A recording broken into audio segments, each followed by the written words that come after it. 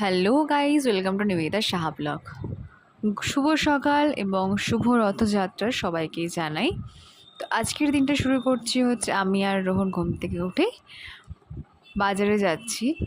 তো জগন্নাথ দেবের জন্য কয়েকটি জিনিস কেনার আছে, আর আমাদের গোপাল সোনার জন্য কিছু জিনিস কেনার আছে। যেহেতু আজকে বাড়িতে মাছ মাংস হবে না, সেহেতু আজকে মাছের দিকে যাব না।